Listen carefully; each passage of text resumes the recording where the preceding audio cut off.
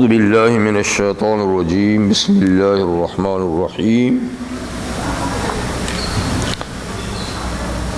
قال اولو جئتک بشیء مبین قال فأت به ان كنت من الصادقین فألقى عصاه فإذا هي ثعبان مبین ونزع يده فإذا هي بيضاء للناظرين قال للملأ حوله إن هذا لساحر عليم يريد أن يخرجكم من أرضكم بسحره فماذا تأمرون قالوا أرجه وأخاه وابعث في المدائن حاشرين يأتوك بكل سحار عليم فجمع السحرة لميقات يوم معلوم وقيل للناس هل أنتم مجتمعون لعلنا نتبع السحرة إن كانوا هم الغالبين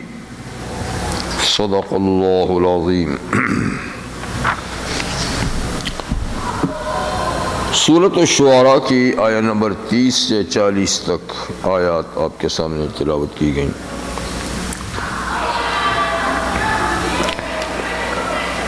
شروع صورت میں فرمایا کہ یہ کتاب مبین کی آیات ہیں، یعنی قرآن حکیم کتاب مبین ہے، ایسی کتاب جو وضاحت کے ساتھ بیان کرتی ہے.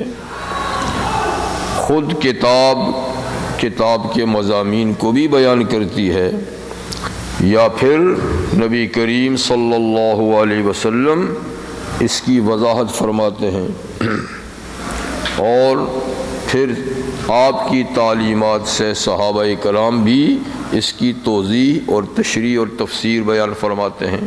تو یہ سب وضاحت کے طریقے ہیں. ایک تو یہ کہ خود قرآن کی وضاحت کرتا ہے، القرآن یفسر بعض بعضا، یا پھر رسول اللہ صلی اللہ علیہ وسلم کہ جتنے بھی ارشادات ہیں وہ قرآن مجید کی تفسیر ہیں. پھر صحابہ کرام اور تابعین کے اقوال، یہ اسباب ہیں تفسیر کے. تو کتاب مبین کتاب برحق ہے. اور پھر حضور صلی اللہ علیہ وسلم کو تسلی دی گئی تھی کہ آپ ان کے پیچھے اپنی جان کھپائیں نہیں، ہدایت جس کو ہم نے دینی ہوگی دیں گے، اور آپ اپنا پروگرام صرف ان کو پہنچا دیجئے. اگر ہم نے لازماً سب لوگوں کو مائل کرنا ہوتا تو ہم آسمان سے کوئی ایسا معجزہ نازل کر دیتے کہ ضرور سب کے سب اس کے سامنے جھک جاتے. لیکن یہ پھر جبری ایمان ہوتا، اور اللہ فرماتے جبری ایمان قابل قبول نہیں، اختیاری ایمان قابل قبول ہے.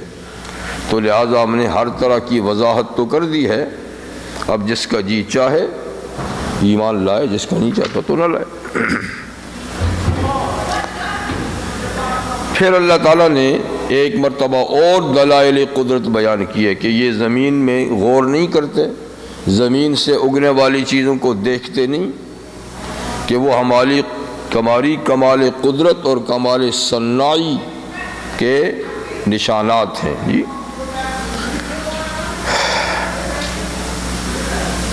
اتنی وضاحت ہونے کے باوجود بھی جو انکار کرے تو وہ اس قابل ہے کہ اسے فوری طور پہ سزا دی جائے. لیکن اللہ تعالیٰ فرماتے ہیں کہ ہم سزا دینے پہ غالب ہیں، لیکن ہماری رحمت کا تقاضا ہے کہ ہم جلد بازی نہیں کرتے. پھر موسیٰ علیہ السلام کا تذکرہ شروع ہوا. تو موسیٰ علیہ السلام نبوت پانے کے بعد اپنے بھائی کے ساتھ فرعون کے پاس پہنچے، اور انہوں نے فرعون کو دعوت دینی شروع کی. تو دونوں میں جو گفتگو ہوئی، سوال و جواب ہوئے، اس کا کچھ حصہ آپ سن چکے ہیں، اور اسی کا تسلسل آج بھی ہے.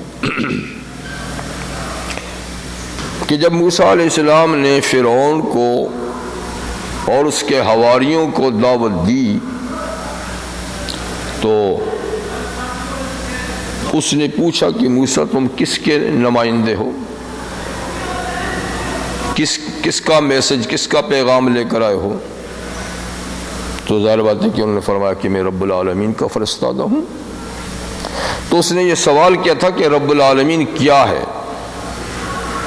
رب العالمین، ہما رب العالمین۔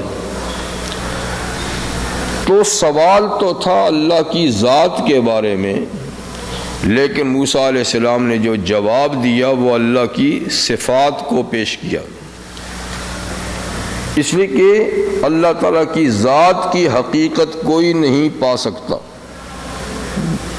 اگر اللہ تعالیٰ کو جانا جا سکتا ہے تو صفات کے ذریعے سے ہی جانا جا سکتا ہے۔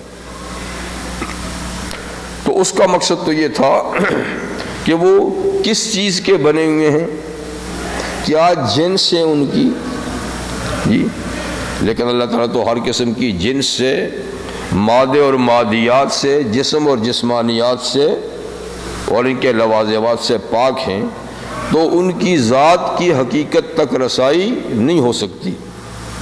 اسی لیے کہا گیا کہ لا فکرۃ فی ذاتہ، اللہ کی ذات کے بارے میں سوچ و فکر نہیں کرنے کی اجازت ہی نہیں ہے، اس لیے کہ اس تک رسائی نہیں ہے۔ تو لا تفکروا فی ذاتی بل تفکروا فی صفاتہ، اللہ کی صفات میں غور و فکر کر کے اس کی معرفت حاصل کرو کہ وہ کائنات کا خالق ہے، وہ کائنات کا مالک ہے، وہ کائنات کا رازق ہے، اور یہ جتنی صفاتی نام ہیں۔ تو اس لیے فرمایا کہ وہ رب السماوات والارض ہے، وہ رب السماوات، آسمانوں اور زمین اور اس کل کائنات کا رب ہے۔ اور رب کا معنی میں نے آپ کو بتایا تھا کیا ہوتا ہے، جو پہلے تو وجود بخشے اور وجود بخشنے کے بعد اس وجود کو آہستہ آہستہ درجہ کمال تک پہنچائے، ٹھیک ہے نا، اس کو کہتا ہے رب۔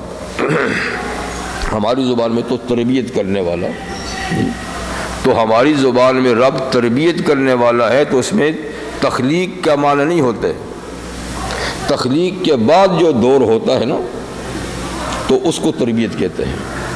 لیکن قرآن مجید کی اصطلاح میں رب وہ ہے جو تربیت سے پہلے تخلیق کرے، تخلیق بھی وہی کرے، پھر اس کے بعد تربیت بھی وہی کرے اور حد کمال تک پہنچائے۔ تو فرمایا کہ آسمانوں اور زمین کی تخلیق بھی اس نے کی، اور پھر ہر چیز کی شایان شان تربیت بھی وہی کر رہا ہے اور حد کمال تک بھی وہی پہنچا رہا ہے۔ ایک ذرے سے لے کر جی عرش اعظم تک، ذرہ سب سے چھوٹی مخلوق ہوتی ہے تو عرش سب سے بڑی مخلوق ہے، تو سب کی تخلیق بھی کی ہے اور سب کی حال کے مطابق اللہ تعالیٰ تربیت بھی کر رہے ہیں، اور اس کی جتنی لمٹ ہے اس تک وہ پہنچائیں گے۔ اور جو آسمان زمین کے درمیان کی کائنات، ان کنتم موقنین، اگر تمہیں یقین ہے تو پھر میرے رب کی پہچان اسی طریقے سے ہے، یہ صفت ہے۔ یہ ایک ایسا زبردست عقلی استشہاد اور دلیل ہے کہ فرعون کا سر ہی چکرا گیا کہ اس کا میں کیا جواب دوں۔ تو جب جواب اس سے بن نہ پڑا تو اس نے فوراً کہ کہیں میرے ارد گرد بیٹھنے والے یہ کہیں موسیٰ کے دلائل سے متاثر ہو کر اس کے حمایتی نہ بن جائیں، تو فوراً اس دلیل کا اثر ان کے ذہنوں سے نکالنے کے لیے کیا کہا، تم سنتے نہیں ہو، یہ کیا کہہ رہا ہے، تم سنتے نہیں ہو، یہ ذہن کی صفائی کر رہا ہے کہ وہ اس کی دلیل کہ ان کے ذہن میں بیٹھ نہ جائے، وہ سوچنے پہ مجبور نہ ہو جائیں اور کہیں میرے حلقہ خدائی سے نکل نہ جائیں۔ تو وہ موسیٰ علیہ السلام کی بالکل معقول دلیل کو کہتا ہے سنتے نہیں ہو، کیا مطلب، یعنی تو یہ جیسے کہ پاگل پنے کی باتیں ہیں ہمارے بقول۔ لیکن موسیٰ علیہ السلام بڑی ہمت کے ساتھ، بڑے حوصلے کے ساتھ، یعنی اس کی بات کا نوٹس ہی نہیں لیتے کہ وہ کیا کہہ رہا ہے، جی اگلی ایک اور دلیل دے دیتے ہیں، چل تو اس کو ہٹا، میرے پاس تو دلائل کے انبار ہیں، ایک دو تو نہیں ہیں کہ میں ایک ہی دلیل کو بار بار ریپیٹ کرتا رہوں، میرے پاس تو بے شمار دلائل ہیں، میں ایک اور دیتا ہوں۔ فرما ربکم ورب آبائکم الاولین، یہ ذرا پیچھے سے میں پھر دوبارہ آ رہا ہوں کہ میاں صرف اتنی سی بات نہیں، تمہارا بھی رب ہے اور تمہارے باپ دادوں کا بھی رب ہے جو پہلے گزر چکے ہیں۔ تو جو رب ہے وہ ہوتا ہے معبود، یعنی تو کس بات کا رب بنا ہوا ہے؟ تجھے تو کسی نے پیدا کیا ہے، اور اگر تو یہ سمجھتا ہے کہ تجھ کو تیرے ماں باپ نے پیدا کیا ہے تو تیرے ماں باپ کا رب بھی تو کوئی رب ہے، اور پھر یہ سلسلہ آگے چلتا ہے، ان کا بھی تو کوئی رب ہے، ان کا بھی تو کوئی رب ہے، تو یہ سلسلہ دور تک چلا جا رہا ہے، اور جو سب کا رب ہے پیدا کرنے والا وہ ہے معبود۔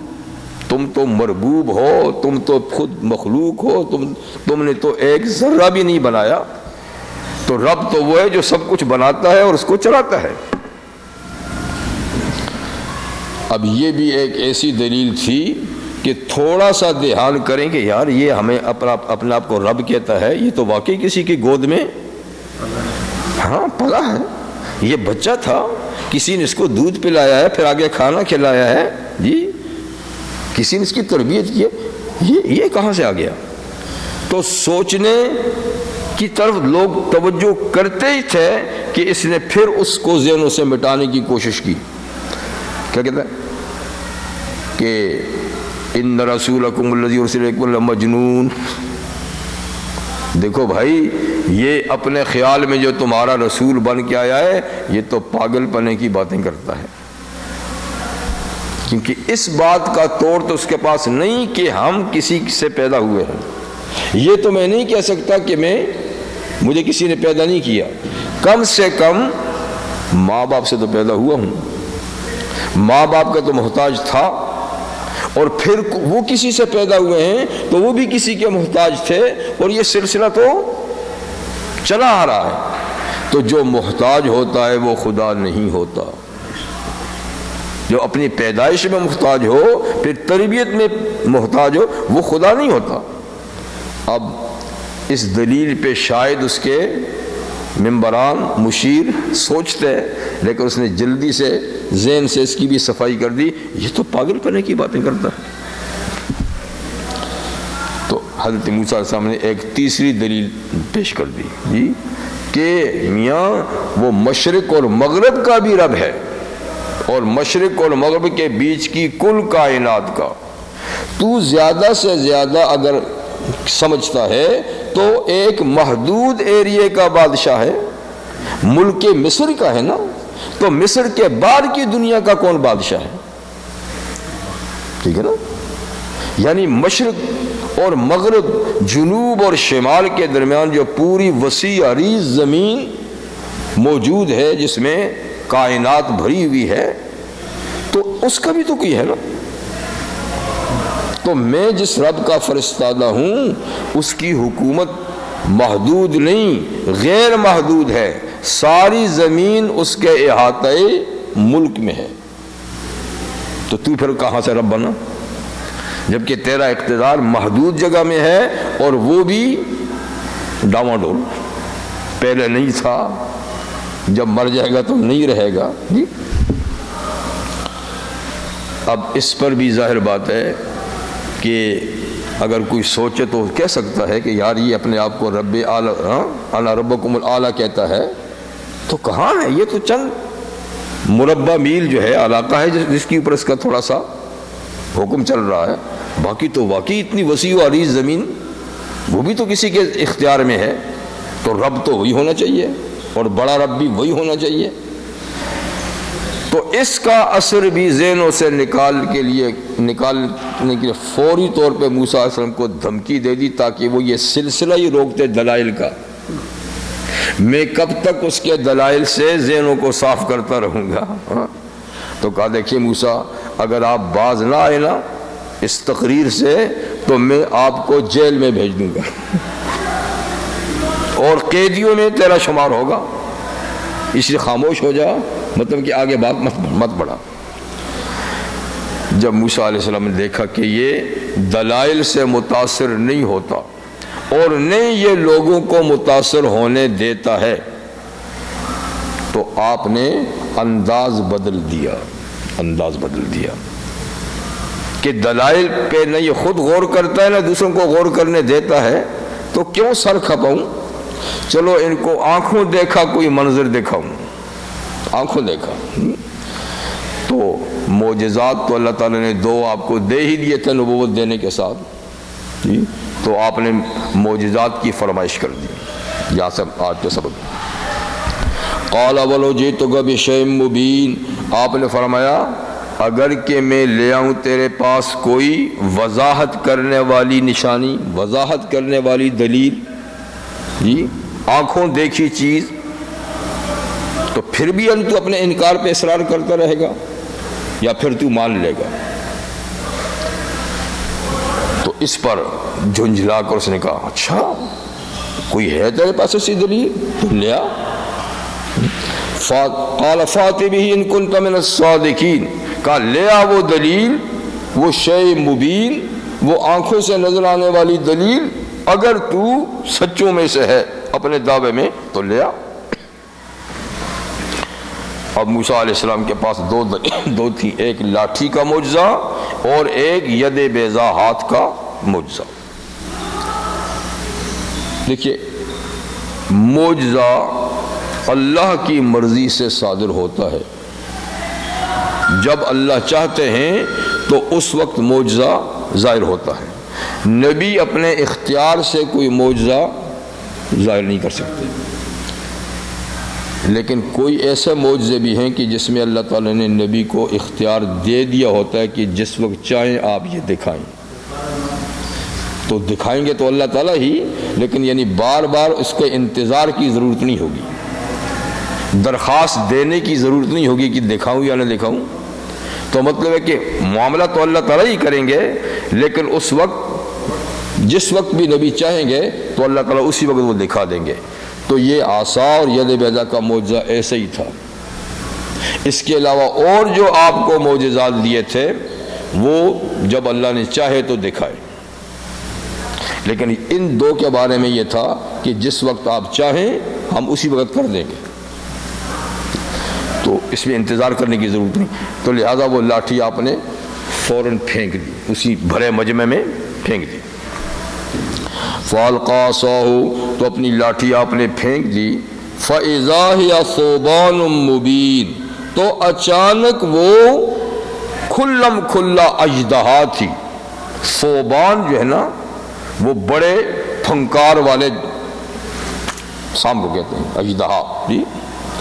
اور اس لاٹھی کے معجزے کو دوسری آیات میں جان بھی کہا ہے، جان ولا مدبرن۔ تو جان کہتے ہیں باریک پتلے اور پھرتیلے اور تیز سانپ کو، اور اژدہا کہتے ہیں بڑا جو پڑا ہوا ہے اور وہ حرکت بھی بڑی مشکل سے کرتا ہے۔ تو یہ دو متضاد قسم کے سانپ ہیں اور لاٹھی کے لیے دونوں آئے ہیں۔ تو اہل علم نے کہا بات یہ ہے کہ جسامت کے لحاظ سے تو وہ اژدہا ہوتی تھی، لیکن پھرتیلے پن کے لحاظ سے وہ جان ہوتی تھی۔ یعنی بڑا سانپ ہو کر بھی وہ ایسا گھومتا تھا، ایسا بھاگتا تھا جیسے کہ وہ باریک سانپ بھاگتا ہے۔ تو یہ بھاری بھرکم ہونے کے سی نہیں کہ پڑا ہوا ہے اور آہستہ آہستہ چل رہا ہے، نہیں تھا، جسم میں تو بڑا، دیکھتے ہی خوف زدہ ہوتا تھا آدمی، لیکن جب چلتا تھا جیسا کہ پتلا باریک بھاگتا ہے۔ تو اس لیے کہیں اس کو جان کہا، کہیں اس کو ثوبان کہا، کیونکہ یہ معجزہ تھا نا۔ تو وہ اژدہا تھا کھلم کھلا۔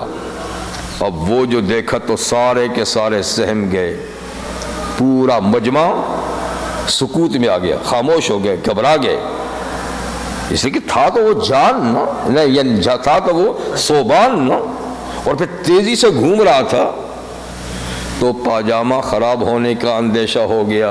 پھر ان کو کیا ہو، ہمیں کیا کیا مطالبہ کر گیا موسیٰ علیہ السلام سے، اب تو میری جان کے لالے پڑے ہوئے ہیں جی، ایک دفعہ منہ کھولے تو ہم سارا مجمع نگل لیں۔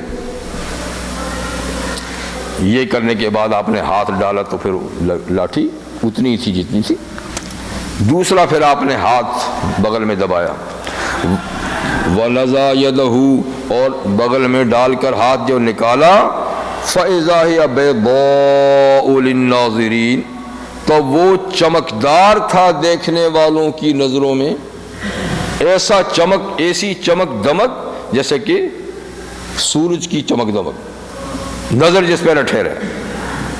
اور دوسری آیت میں کہ من غیر سوء، بغیر کسی بیماری کے، یعنی بعض ہاتھ سفید ہوتے ہیں کسی بیماری سے، جیسے برس کی بیماری، یہ بیماری سے نہیں، یہ معجزے کی وجہ سے چمکتا تھا،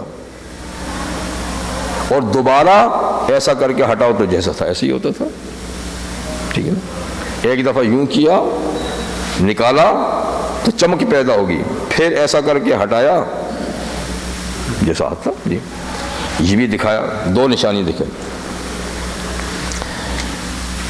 اب اس نے ظاہر بات ہے کہ یہ تو اور زیادہ متاثر کن بات ہے، لیکن اس کا اثر بھی زائل کرنے کے لیے اس نے فوراً اپنے مجمع پہ نظر ڈالی، اور قال للملأ حولہ، اس اپنے آس پاس کے سرداروں سے، مشیروں سے اس نے کہا، ان ھذا لساحر علیم، دیکھا نا یہ جادوگر ہے لیکن بڑا پڑھا لکھا، ایسا معمولی جادوگر نہیں ہے، پڑھا لکھا جادوگر ہے، پڑھا لکھا۔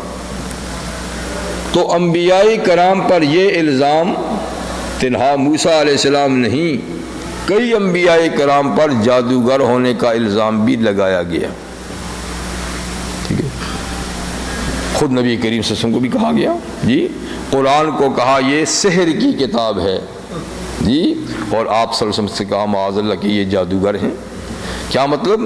یعنی حضور نے تو کوئی ایسا کرشمہ نہیں دکھایا تھا، لیکن کہتے تھے اس کی کلام جو ہے نا، اس کا انداز گفتگو جو ہے نا، ایسا پرتاثیر ہے جیسے کہ جادو اثر کرتا ہے، تو جو اس کی بات توجہ سے سن لیتا اسی کا ہو جاتا ہے، اسی کا ہو جاتا ہے۔ تو یہ مطلب کہ جادو جیسی تاثیر رکھتا ہے۔ اس طرح قرآن مجید یعنی جادو جیسی تاثیر رکھنے والی کتاب ہے جی۔ تو خیر یہ الزام انبیاء پر لگایا جاتا تھا، اس نے بھی فوراً کہہ دیا تاکہ لوگ اس کو معجزہ نہ سمجھیں، لیکن حقیقت تو حقیقت ہوتی ہے نا، اس لیے خود بھی جان گیا اور وہ بھی ساری پارلیمنٹ کے ممبران بھی جان گئے کہ یہ جادو نہیں ہے، اس لیے کہ جادو بھی تو انہوں نے دیکھے ہوئے تھے نا جی۔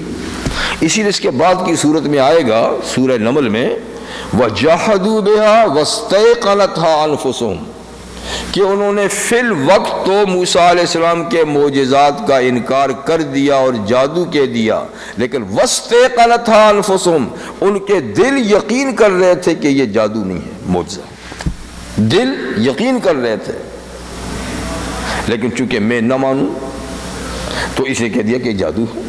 اچھا، اور پھر کہنے لگا یرید ان یخرجکم من ارضکم، پتہ ہے یہ جادو سیکھ کے آیا ہے، اتنے زمانہ جو غائب رہا ہے نا، ہاں جی اتنا زمانہ جو غائب رہا 10 سال تک، تو یہ خوب اچھی طریقے سے جو جادو سیکھ کے آیا ہے، تو اس کا مقصد کیا ہے؟ آج ہمیں آنکھیں دکھا رہا ہے، تڑیاں دکھا رہا ہے، تو مقصد کیا ہے؟ کہتے اقتدار چاہتا ہے، ہاں اس ملک کے اقتدار پہ قبضہ کرنا چاہتا ہے جادو کے بل بوتے پہ، اس لیے تو یہ دکھایا ہمیں۔ یرید ان یخرجکم من ارضکم، یہ چاہتا ہے کہ تمہیں نکال باہر کرے تمہاری اس سرزمین سے، اور یہ خود اس پہ قابض ہو جائے، ٹھیک ہے۔ حالانکہ انبیاء کرام کو ملکوں سے اور حکومتوں سے کیا غرض؟ کبھی کسی پیغمبر نے یہ نہیں کہا کہ مجھے اقتدار چاہیے، تم اقتدار سے ہٹو، بلکہ ان کا مقصد تو اصلاح ہوتا ہے، اصلاح کرو، اقتدار تمہاری پاس ہو۔ اب نبی کریم صلی اللہ علیہ وسلم نے صلح حدیبیہ کے بعد جب صلح ہوگی، اطمینان ہو گیا، تو آپ نے آس پاس کے ملکوں کے حکمرانوں کے خطوط لکھے، یعنی دعوت اسلام کے، کسی نے مانا کسی نے نہیں مانا۔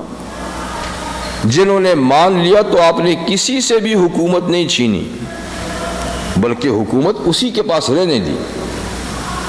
چنانچہ عمان کی سلطنت جو مسقط فی الحال ہے، مسقط عمان، تو ایک تو نا جارڈن کا عمان، ایک ہے مسقط عمان، تو عمان کے اندر جو بادشاہ تھا تو حضرت عمرو بن عاص رضی اللہ عنہ کو سفیر بنا کر لیٹر دے کے اس کو بھیجا دعوت کر۔ وہ وہاں پر گئے تو بادشاہ سے تو ملاقات نہیں ہوئی، اس کے بھائی سے ہوئی، تو آپ نے بھائی کو لیٹر دیا، بتایا اور ساری تفصیلات بتائی حضور صلی اللہ علیہ وسلم کے بارے میں، اور بعد میں اس طریقے سے میں آیا ہوں۔ تو اس نے وہ خط وغیرہ پڑھا، اس نے کہا اچھا میں اپنے بھائی سے بات کروں گا۔ تو بھائی سے بات کی، یہ ٹھہرے رہے، تو دوسرے دن وہ آیا کہ اچھا آپ میرے بھائی سے ملاقات کر سکتے ہیں، میں نے ٹائم لے لیا ہے۔ تو آپ گئے، ان کو خط دیا، ان سے بات چیت کی۔ اس نے کہا یہ دیکھو اس طریقے سے تو میں نہیں مان سکتا، اگر میں ان کے دین کو مان لوں اور ابھی ان کی فوجیں میری سرحد تک آئی ہی نہیں ہیں تو میں دنیا میں ایک سب سے کمزور بادشاہ تصور کیا جاؤں گا، اور جی بغیر لڑے بھڑے اس نے اطاعت قبول کر لی۔ لیکن اگر وہ فوجیں بھیجیں گے تو میں ایسا مقابلہ کروں گا کہ وہ بھی یاد رکھیں گے۔ بڑی تڑی دکھائی اس نے۔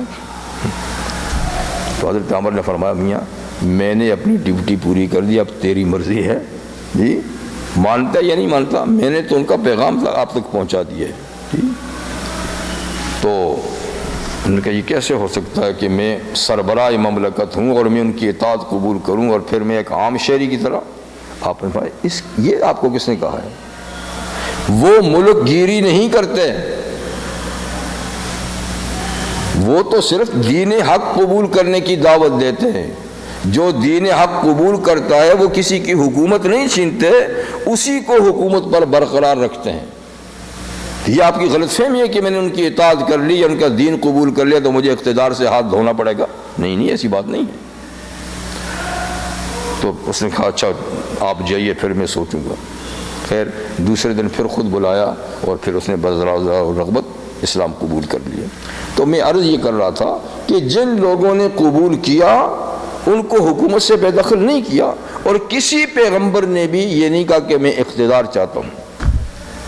جی جیسے حضرت شعیب علیہ السلام کے بارے میں آتا ہے، وہ کہتے ہیں ان اريد الا الاصلاح ما استطعت، میاں میں تو جتنا میرے بس میں صرف اصلاح کرنا چاہتا ہوں، نہ کسی کی دولت سے غرض ہے، نہ کسی کے اقتدار سے غرض ہے، نہ کسی اور چیز سے غرض ہے۔ میرا مشن پروگرام جو ہے وہ اصلاح ہے، پہلے عقیدے کی اصلاح پھر عمل کی اصلاح، باقی تم جانو تمہارے کام جانو۔ تو یہ سمجھتے تھے فرعونی وغیرہ کہ موسیٰ علیہ السلام اقتدار چاہتے ہیں اور ہمیں بے دخل کرنا چاہتے ہیں، تو اس لیے وہ کہتے دیکھا نا یہ یرید ان یخرجکم من ارضکم، یہ چاہتا ہے کہ تمہیں نکال باہر کرے تمہارے ملک کے مصر سے، یعنی اقتدار سے تمہیں بے دخل کر کے اس پہ قابض ہو جائے، اور وہ بھی بسحری اپنے جادو کے زور سے۔ تو فماذا تامرون، کہتا اچھا بھائی اب تمہارا کیا مشورہ، کیا کریں اس کے ساتھ؟ ایک طرف سے کہتا ہے میں رب بھی ہوں اور پھر مشورہ بھی مانگ رہا ہے۔ یہ بھی حماقت ہے نا، اگلے بھی نہیں سوچتے بھائی آپ تو رب ہیں، رب تو قادر مطلق ہوتا ہے، اس کو تو کسی سے مشورے کی ضرورت نہیں ہوتی، کرنا جو کرنا ہے۔ لیکن یہ بناوٹی رب ہے نا، تو بناوٹی رب میں کہاں پاور ہوتی ہے؟ تو اس لیے کہتا ہے میری سمجھ میں تو نہیں آتی، تم کیا رائے دیتے ہو اس کے ساتھ، کیا کریں؟ اب دیکھیے بندے اس کو مشورہ دے رہے، قالوا ارجہ واخاہ، تو اس کے مشیروں نے وزیروں نے کہا کہ آپ اس کے معاملے میں جلدی مت کیجیے. اس کے معاملے میں ابھی سے آپ اس کو پکڑ لیں، جیل بھیج دیں، یہ کر سزا دے، ایسا نہیں کیجیے. ارجے، اس کو مہلت دو، کچھ ٹائم دو. اس کو بھی وَأَخَاهُ اور اس کے بھائی ہارون دونوں آئے نا، تو ان کو کچھ ابھی وقت دیں، اور جتنا ٹائم دیں اس میں آپ مقابلے کے لیے تیاری کریں. کیونکہ آپ نے خود کہہ دیا کہ یہ جادو ہے، تو ماشاءاللہ ہمارے ملک میں تو جادوگروں کا گڑھ ہے، یہاں تو لاکھوں جادوگر ہیں. تو آسان بات ہے، کچھ کہنے کی ضرورت نہیں ہے. جادو بمقابلہ جادو، ہار جیت ہو جائے گی، بات واضح ہو جائے گی جی. تو آپ جلدی نہ کریں، اس کو مہلت دیں اس کے بھائی کو، اور اس مہلت سے فائدہ اٹھا کر وَبَعْثْ فِي الْمَدَائِنِ حَاشِرِينَ، تمام شہروں میں بھیج دو جمع کرنے والوں کو. یعنی اپنے کارندے بھیج کر ان کو، جو جادوگر ہیں ان کو جمع کریں. تو جمع کرنے والوں کو یعنی اپنے کارندوں کو بھیجیے، تاکہ جتنے بھی نامور نامی گرامی جادوگر ہیں نا، ان سب کو وہ بلا کر لے آئیں سرکاری خرچے پر. تو یاتوک بکل سحار علیم، کہ وہ لے آئیں آپ کے پاس تمام بڑے بڑے پڑھے لکھے جادوگر، چھوٹے نہیں، پروفیسر ٹائپ کے. سحار ایک نا سحار، ایک نا ساحر جادوگر.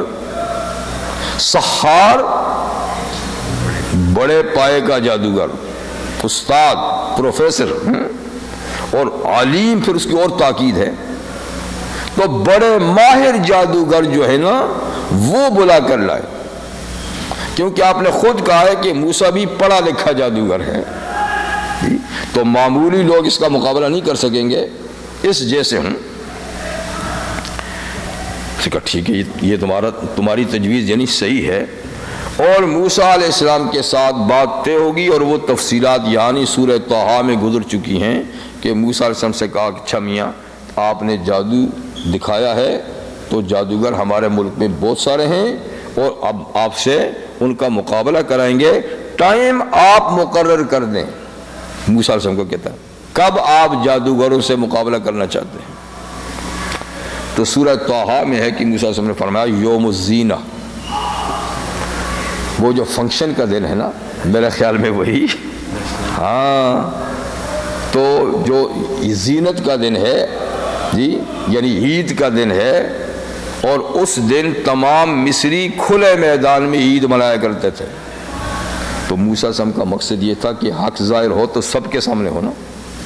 تو اسے ایسا دن ہونا چاہیے کہ زیادہ سے زیادہ پبلک مقابلہ دیکھ سکے، تاکہ ان کے ذہنوں میں پتہ چل جائے کہ کیا ہے. تو اس لیے آپ نے جان بوجھ کر ایسا دن طے کیا جس میں ضرور بے ضرور زیادہ سے زیادہ مصری اکٹھے ہوں گے. فرمایا یوم الزینہ. وَأَن يُحْشَرَ النَّاسُ ضُحًى، ایک تو یوم زینہ میں لوگ ویسے ہی آئیں گے، اور دوسرا یہ کہ باقاعدہ اس کی تشہیر بھی کرو کہ جو نہیں آتے نا وہ بھی آئیں. اور وقت، یہ تو دن ہو گیا، وقت یہ کہ چاشت کا وقت، دوپہر کے قریب کا. صبح سویرے مقابلہ ہوگا تو پھر کئی لوگ سست ہوتے ہیں، سوئے رہتے ہیں، حاضر نہیں ہو سکتے. پچھلے پیر پھر کئی لوگ تھک مان کے عید کے بعد چلے جاتے ہیں. تو ضحیٰ جو چاشت کا وقت ہے نا، اس وقت سارے لوگ تازہ دم ہوں گے اور آئیں گے، تو زیادہ بڑا مجمع ہوگا اور حق اور باطل کا مقابلہ دیکھ سکیں گے. تو یہ موسیٰ علیہ السلام کی تجویز تھی. انہوں نے کہا ٹھیک ہے. تو لہذا وہ دن طے ہو گیا، اور انہوں نے لوگ بھیج کر ہزاروں کی تعداد میں، بلکہ بعض کہتے ہیں لاکھوں کی تعداد میں جادوگر اکٹھے کر لیے. یعنی مصر میں 1000 تو بڑے بڑے شہر تھے، اور باقی چھوٹے قصبات، ٹاؤن وغیرہ وہ تو کافی تھے، لیکن 1000 تو بڑے بڑے شہر تھے. تو ہر بڑے شہر میں یونیورسٹیاں تھیں جادو سکھانے کی. اس زمانے میں تو یہی علم تھا نا، جادو سکھانے کے بڑے بڑے ادارے تھے جی. تو یہ لوگ اکٹھے کیے گئے. فَجُمِعَ السَّحَرَةُ لِمِيقَاتِ يَوْمٍ مَّعْلُومٍ، تو جادوگر جمع کر لیے گئے اس معلوم دن کے وقت مقرر کے لیے جو موسیٰ علیہ السلام کے ساتھ ان کا طے ہو چکا تھا یوم زینہ، جی اس معلوم دن کے مقررہ وقت پر جادوگر اکٹھے کر لیا گیا۔ اچھا، اور اس کے ساتھ ساتھ وہی عام پبلک میں تشہیر بھی ہوگی مقابلے کی۔ وقیل للناس، اور لوگوں سے کہا گیا، عام لوگوں سے کہا گیا، حل انتم مجتمعون، تم بھی سب اکٹھے ہو گئے، آؤ گے؟ اس لیے کہ یہ ایک بہت بڑا مقابلہ ہوگا تو تم بھی سب اکٹھے ہو گئے، یعنی اگر تم سب اکٹھے ہو گئے تو ظاہر بات ہے یہ دو آدمی ہیں، ادھر لاکھوں جادوگر ہیں، پھر اور دوسرا یہ کہ ہمارا مجمع بھی ہمارا ہی ہوگا، نعرے بازی بھی ہماری طرف سے ہوگی، تو اعصابی طور پہ بھی بڑا دباؤ پڑے گا مجمع کا ان پر، فوج بھی ہم لائیں گے، پبلک بھی ہماری ہوگی، جادوگر بھی ہم ان گنت ہمارے ہوں گے، تو یوں اعصاب شکن بات ہو جائے گی ان کے لیے، یہ ہوں گی بھی دو، ٹھیک ہے نا۔ لعلنا نتبع السحرۃ، ہو سکتا ہے کہ ہم بصورت کامیابی کے جادوگروں کی پیروی پھر کریں، اگر ہمارے جادوگر کامیاب ہو گئے تو ہم انہی کے پروگرام، یعنی پہلے سے بھی جادوگروں ہی کے پروگرام سے چل رہے ہیں، انہی کے مشورے سے حکومت چل رہی ہے، تو پھر بھی ہم انہی کے مشورے سے چلتے رہیں، یہی ہمارا سلسلہ قائم دائم رہے۔ ان کانوا هم الغالبین، اگر یہ غالب آ گئے تو، مطلب کہ ہمیں کوئی تبدیلی نہیں کرنی پڑے گی، جیسا سسٹم چل رہا ہے، اس لیے کہ اس زمانے میں جیسے کہ آج کے دور میں حکومتیں چلانے کے ادارے ہیں، ٹھیک ہے نا، حکمران تو بیچارے برائے نام ہی ہوتے ہیں نا، ادارے ہی چلاتے ہیں، اور مختلف محکموں کو مختلف ادارے چلاتے ہیں، کہیں سائنسدان ہیں، کہیں سیاستدان ہیں، جی، اور کہیں اور ماہرین ہیں اپنے اپنے فن کے، تو اس زمانے میں جادوگر جو ہیں یہ سب سے زیادہ بڑا ادارہ ہوتا تھا کسی حکومت کو چلانے کا، خطرات سے آگاہ کرنا ہو گیا وغیرہ ہو گیا، نجومی ہو گئے، یہ ہو گئے، کاہن ہو گئے، اس قسم کے لوگ۔ تو مطلب یہ کہ اگر یہ کامیاب ہو گئے نا ہمارے، تو سسٹم پہلے سے بھی انہی کے مشورے سے چل رہا ہے، تو آگے بھی ہمیں کسی قسم کی تبدیلی کرنے کی ضرورت نہیں ہوگی۔ تو تشہیر کر دی اور وہ وقت خیر سے آ گیا، وہ دن آ گیا۔ فلما جاء السحرۃ، جب وہ جادوگر آ گئے، جمع کرنے والوں نے سب کو جمع کر کے مصر میں یعنی دارالحکومت میں پہنچا دیا، اور فرعون سے ان کی ملاقات بھی کرا دی، تو آتے ہی جادوگروں نے تنخواہ کا مطالبہ کر دیا، اجرت کا، مزدوری کا۔ ہم جو اتنا دور سے آئے جناب، ہم جو وقت دیں گے، ہم جو مقابلہ کریں گے، کچھ ملے گا بھی کہ نہیں؟ دنیا ہے نا، دنیا۔ تو حق اور باطل میں یہی فرق ہوتا ہے کہ باطل سب سے پہلے معاوضہ مانگتا ہے، ملے گا کیا؟ اور انبیاء کرام کہتے ہیں لا نسألکم علیہ اجرا، ہم تم سے ملنے کی بات کرتے ہی نہیں ہیں، ہم تو فری میں کام کرتے ہیں، ہماری مزدوری تو اللہ کے ذمہ ہے، ہمیں جو دینا ہوگا خدا نے دینا ہوگا، تم سے تو ہم ایک پھوٹی کوڑی بھی نہیں مانگتے۔ اور دنیا داروں کا یہ ہے کہ سب سے پہلے مطالبہ کیا، اچھا کام تو کریں گے لیکن ملے گا کیا؟ تو قالوا لفرعون، فرعون سے کہا اِنَّ لَنَا لَأَجْرًا، کیا ہمیں مفت میں استعمال کیا جائے گا یا ہمیں کوئی مزدوری بھی ملے گی؟ اِنَّ لَنَا لَأَجْرًا، کیا ہمیں کوئی اجر، کوئی مزدوری، کوئی تنخواہ، کوئی گفٹ، جی کوئی معاوضہ ملے گا؟ ان كُنَّا نَحْنُ الْغَالِبِينَ، اگر ہم موسیٰ کے مقابلے میں غالب آ گئے، کیونکہ مغلوب ہو گئے تو پھر تو ظاہر بات ہے کچھ نہیں ملنا، جوتے ہی ملنے، لیکن غالب آنے کی صورت میں کچھ گفٹ ملے گا، کچھ عطیہ ملے گا۔ قال نام سے، ہاں پوچھنے کی کیا بات ہے، ہاں اس میں کون سی بات ہے؟ ضرور ملے گا۔ تو ان کا مقصد یہ ہے کہ مال و دولت بھی ملے، شہرت بھی ہمیں ملے، تو یہی چیز چاہیے دنیا والوں کو، مال و دولت ملے، شہرت ملے، جو فلانا کامیاب ہو گیا، فلانے نے مقابلہ کیا تھا جیت گیا، یہ ہو گیا، تو ایک تو ہماری جیت ہو جائے گی، واہ واہ ہو جائے گی، شہرت ہو جائے گی پورے ملک میں، اور دوسرے یہ کہ مال و متاع بھی حاصل ہو جائے گا۔ اس نے کہا بالکل یہ ہوگا۔ وَإِنَّكُمْ لَمِنَ الْمُقَرَّبِينَ، تم تو بہت تھوڑے سے معاوضے کی بات کرتے ہو، تم تو میرے قریبی لوگوں میں شامل ہو جاؤ گے، آخر تم میرے اقتدار کو بچاؤ گے تو میں تمہیں نوازوں گا نہیں۔ اب تو بھائی اقتدار ڈاواں ڈول ہو رہا ہے، ہاں، اگر تم کامیاب ہو جاؤ گے تو میری حکومت بچ جائے گی، نظام بچ جائے گا، تو پھر یہ کہ نہیں تنخواہ لے کے واپس کروں، تم تو میرے مقربین میں تمہیں خاص مشیر بنا دوں گا، وزارتوں پہ تعین ہو جائے گا، بڑے بڑے عہدے منصب تمہیں ملیں گے، تو فکر کیوں کرتے ہو؟ پانچوں گھی میں ہوں گی، ہاں، کیونکہ مقرب ہونے کا یہ مطلب ہوتا ہے نا کہ پھر حساب کتاب کے بغیر یہ بات ان کے ساتھ طے ہوگی، خوش کر دیا ان کو۔ ہاں، اب ہوتے ہوتے وہ دن آ گیا، یوم الزینہ آ گیا جی، اور میدان میں سب مجمع لگ گیا، تماشائی بھی آ گئے، مقابلے والے بھی آ گئے، فرعون بھی اپنی پوری فوج کے ساتھ مشیروں کے ساتھ آ گیا، اور ادھر سے دو بھائی اللہ کے نمائندے جن کی پشت پہ اللہ کی پوری فوج ہے جو نظر نہیں آتی، جن کی پیٹھ اللہ تھپک رہے ہیں لیکن نظر کچھ نہیں آ رہا، تو بڑے حوصلے کے ساتھ، کیونکہ اگر اللہ کی نصرت کا یقین نہ ہو تو اتنے بڑے مجمع کو دیکھ کے ہی اوسان خطا ہو جائیں،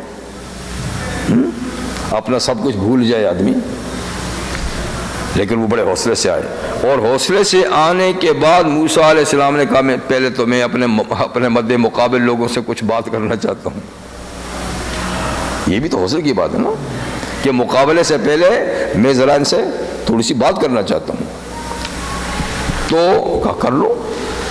قال لهم موسیٰ، جادوگروں سے موسیٰ علیہ السلام نے فرمایا، یہ بات کہنے سے پہلے جو بات کی وہ یہاں نہیں، وہ سورہ طٰہٰ میں ہے، پہلے جو بات کی تو آپ نے بڑے دھڑلے سے فرمایا وَيْلَكُمْ لَا تَفْتَرُوا عَلَى اللَّهِ الْكَذِبَ، تمہارا ستیہ ناس ہو، اللہ پر جھوٹ مت کرو۔ نبی کا مقابلہ آسان بات نہیں ہے، اس لیے نبوت کا مقابلہ مت کرو ورنہ خراب ہو جاؤ گے، کہ تمہیں پہلے سمجھا دوں۔ تو جب موسیٰ علیہ السلام نے یہ لاکھوں جادوگروں کو یہ بات کہی تو ان کے اوسا خطا ہو گئی، یار یہ ایک آدمی اتنی ڈانٹ پلا رہا ہے ہمیں، وہ اتنا ڈرا رہا ہے، وہ اتنے دیکھیں تمتراک طریقے سے کیسا بات کر رہا ہے، اتنے بلند حوصلے ہیں کہ ہمیں کہہ رہا ہے کہ تمہارا ناس ہو، خدا پر جھوٹ نہ گھڑو۔ یہ تو آدمی کوئی معمولی نہیں لگ رہا، اس کی پشت پہ کوئی طاقت ہے جس کے حوصلے سے یہ اتنی بڑی زبردست بات ہم سے کہہ رہا ہے۔ ہم حکومت کے نمائندے بلاوے پہ آئے ہوئے ہیں اور یہ ساری پبلک ہمارے ساتھ ہیں، اور پھر یہ گھبراتا نہیں ہم سے ایسی بات کرتا ہے۔ تو اس مختصر سے جملے سے ان کے اوساں خطا ہو گئے، اور وہ ایک دوسرے کے ساتھ سرگوشی کرنے کا کام کریں، یار اس سے مقابلہ نہیں کرو، اس سے مقابلہ مشکل ہے، اس کے تیور دیکھتے نہیں ہو، اس کا حوصلہ دیکھتے نہیں ہو، مار کھاؤ گے مار ایک دوسرے کو۔ تو کچھ ڈر گئے، لیکن پھر ادھر فرعون کا بھی خطرہ ہے کہ نہیں کریں گے تو اس کے مہمان ہیں، اس نے دور دراز سے بلایا، مہمان رکھا ہے بڑے بڑے ہوٹلوں میں، کھلایا پلایا ہے، اور پھر اتنے انعام و اکرام کا وعدہ بھی کیا ہے، تو پھر ادھر سے مار پڑے گی۔ تو پہلے ایک دوسرے سے کہا کہ نہیں مقابلہ نہیں کرتے، پھر کہا نہیں کرنا چاہیے، تو کسی نے حوصلہ دیا تو بارہ پھر دوبارہ تیار ہو گئے، کچھ ڈھیلے ہونے کے بعد پھر تیار ہو ہی گئے۔ جب تیار ہو ہی گئے تو پھر انہوں نے حضرت موسیٰ علیہ السلام کو پیشکش کی. یہ ان کی پیشکش کا جواب ہے جو یہاں ہے. انہوں نے کہا موسیٰ آپ اپنا کرتب پہلے دکھائیں گے یا ہم پہلے دکھائیں گے؟ ٹھیک ہے. تو اب اس کے جواب میں موسیٰ علیہ السلام کو کہا قال لهم موسیٰ القوا ما انتم ملقون.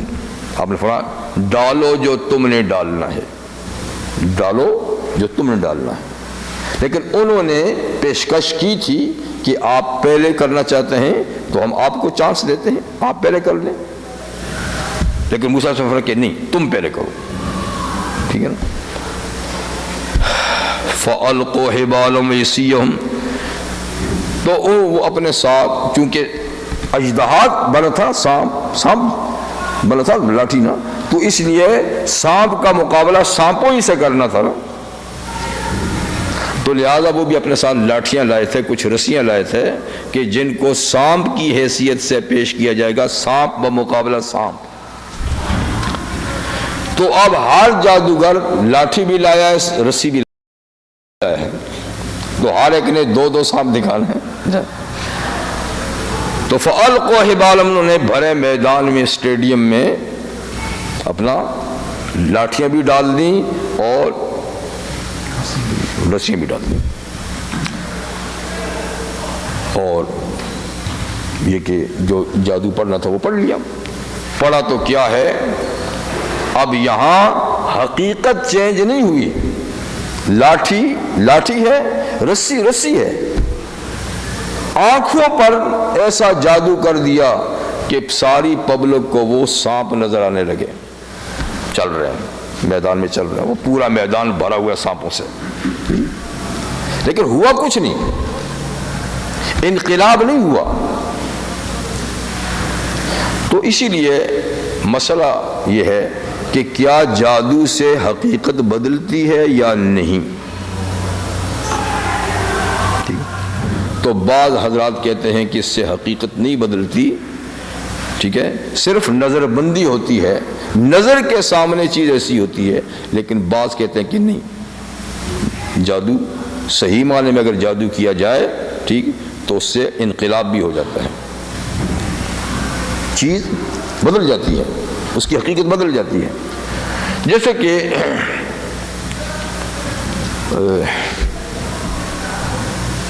کعب الاحبار، غالباً کعب الاحبار، ہاں وہی ہیں جو یہودیت سے اسلام میں آئے تھے، تو عالم تھے وہ. انہوں نے ایک دعا بتائی کہ میں وہ پڑھا کرتا ہوں، اگر میں وہ دعا نہ پڑھوں تو یہ یہودی جادو کر کے مجھے گدھا بنا دے. یعنی میں یہودیت چھوڑ کے آیا ہوں تو میرے ساتھ اتنی اب دشمنی ہو چکی ہے، اور یہودیوں میں تو جادو ہے، تو میں اپنی حفاظت کے لیے وہ کلمات پڑھتا ہوں، اگر وہ کلمات میں نہ پڑھوں تو یہ مجھے جادو کر کے گدھا بنا دے. تو اس سے معلوم ہوتا ہے کہ جادو سے انقلابی حقیقت بھی ہوتی ہے. ٹھیک ہے. اور جیسے موسیٰ علیہ السلام کے، یہ تو جادو تھا نا، وہ تو معجزہ تھا، وہاں تو انقلابی حقیقت تھی، لیکن جادو سے بھی انقلابی حقیقت ہو جاتی ہے. ٹھیک ہے نا. لیکن ان جادوگروں نے جو جادو کیا اس میں انقلابی حقیقت نہیں ہوا، اس لیے کہ اللہ تعالیٰ خود فرماتے ہیں یخیل الیہم انہا تسعی. جب انہوں نے رسیاں اور لاٹھیاں ڈالی تو یخیل الیہم، لوگوں کے خیال میں یہ بات آئی کہ وہ دوڑ رہے ہیں، ورنہ واقعتاً وہ کچھ نہیں تھا، رسی رسی تھی، لاٹھی لاٹھی تھی. نظر بندی اس کو کہتا، نظر بندی کی انہوں نے. اور اس کا اثر موسیٰ علیہ السلام پہ بھی، کیونکہ ظاہر میں جادو کا اثر تو نبی پہ بھی ہو سکتا ہے، تو موسیٰ علیہ السلام کو بھی وہ چلتی ہوئی نظر آئی. تو اسی سے تھوڑا سا موسیٰ علیہ السلام کے دل میں تھوڑی سی گھبراہٹ بھی پیدا ہو گئی کہ یہ تو پورا میدان ہی بھر دیا انہوں نے، میرے پاس تو ایک ہی سانپ ہوگا، ان کے تو سانپوں سے پورا میدان بھرا ہوا ہے، پتہ نہیں کیا بنتا ہے. لیکن فوراً اللہ تعالیٰ فرمایا کہ آپ فکر کیوں کرتے ہو، یہ تو ہے ہی کچھ نہیں ہے. ٹھیک ہے نا. سانپ تو ہم اس کو بنائیں گے، وہ تو لاٹھیاں ہیں، وہ تو خیالی باتیں ہیں، حقیقت تو ہی نہیں ہے. تو خیر وہ انہوں نے اپنا کرتب دکھا دیا تو فَأَلْقَى مُوسَىٰ عَصَاهُ، اب موسیٰ علیہ السلام نے اپنی لاٹھی ڈالی، اللہ نے حکم دیا کہ ڈالی تو وہ تو بن گیا تھا اژدہا، جیسے کہ آپ کو بتایا وہ تو اژدہا ہوتا تھا، شکل و صورت میں اژدہا اور پھرتیلے پن میں جان، ایک دم بڑا اژدہا بن کے جو دوڑا نا میدان میں، ویکیوم کر دیا، سب ہڑپ کر دیا، پورا میدان صاف ستھرا کر دیا، نہ لاٹھی ہے نہ رسی ہے، کچھ بھی نہیں، نہ سانپ ہے، کچھ بھی نہیں، لقمہ بنا دیا، سب کو صاف کر دیا۔ فَإِذَا هِيَ تَلْقَفُ، تو اچانک ہی وہ نگل گیا، ما یافکون، جو جادوگروں نے جھوٹ گھڑا تھا۔ افک کہتے ہیں بہت بڑے فراڈ کو، بہت بڑا جھوٹ، بہت بڑا، اس کو کہتے ہیں افک۔ تو یافکون کا معنی انہوں نے جو اتنا بڑا جھوٹ گھڑا جی، تو سب کو موسیٰ علیہ السلام کی لاٹھی نے نگل دیا، اور جب ہاتھ ڈالا تو لاٹھی اتنی ہی تھی جتنی تھی۔ جادوگروں کی تو آنکھیں کھل گئیں، جادوگروں کی یہ منظر دیکھ کے آنکھیں کھل گئیں، اور باقی کسی کی نہیں کھلی، اس لیے کہ آنکھیں کھولنے والا بھی تو اوپر ہے نا، جس کو ہدایت دینی ہوتی ہے اس کی آنکھیں کھول دیتے ہیں، بات سمجھا دیتے ہیں۔ تو جب بات صاف ہوگی اور جادوگروں کی ذہن میں بات آ گئی کہ یہ جادو نہیں ہے، جادو ہوتا تو بے شک موسیٰ ہی کامیاب ہو جاتا، لیکن 19-20 کا فرق ہوتا، یہ تو چھوڑا ہی کچھ نہیں، انہوں نے کچھ چھوڑا ہی نہیں ہے، تو یہ جادو نہیں ہے۔ تو اس لیے وہ سمجھ گئے کہ موسیٰ اللہ کے نبی ہیں، کیونکہ جادوگروں کا تو آپس میں مقابلے ہوتا رہتا ہے نا، ہار جیت ہوتی رہتی ہے، تو وہ تو جانتے ہیں کہ ہار جیت کیسے ہوتی ہے، لیکن آج ہار جیت نہیں ہوئی، تو اسے سمجھ گئے کہ موسیٰ اللہ کے نبی ہیں، اور یہ معجزہ ہے اور یہ جادو بالکل نہیں ہے، اس لیے ہمیں حق قبول کرنے میں اب دیر نہیں لگانی چاہیے۔ تو انہوں نے فوراً کیا ہوا، فَأُلْقِيَ السَّحَرَةُ سَاجِدِينَ، یہ بھی نہیں کہا کہ وہ سجدے میں پڑ گئے، نہیں، اللہ فرماتے ہیں یہ انقلاب ہم نے بپا پہ کیا، ان کو سجدے میں ڈال دیا گیا،